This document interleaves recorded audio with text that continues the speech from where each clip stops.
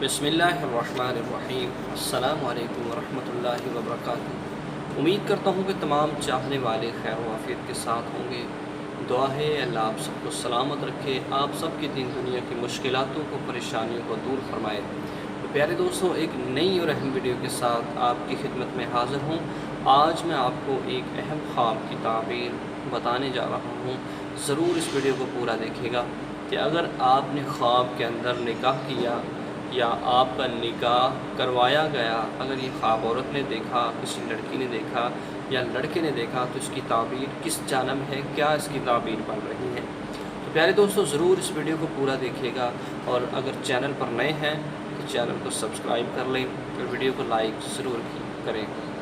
तो दोस्तों मोहतरम, मुख्तलिफ़ ख्वाब आते रहते हैं कि जिसकी हर इंसान को ख्वाहिश होती है कि उसकी ताबीर के बारे में पता चल सके कि आखिर इसकी ताबीर क्या बन रही है और ये किस जानब ख्वाब जा रहा है।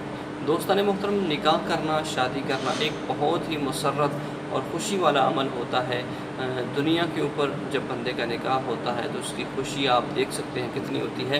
अगर यही अमल कुंवारा लड़का या शादीशुदा ख्वाब के अंदर करता है तो फिर इसका क्या मतलब बन रहा है। तो दोस्तान मोहतरम, अगर औरत निकाह करती है तो माल का नुकसान होने वाला है। अगर औरत ने अपना निकाह करते हुए ख्वाब के अंदर देखा कि वो निकाह कर रही है तो नुकसान होने का ख़दशा है।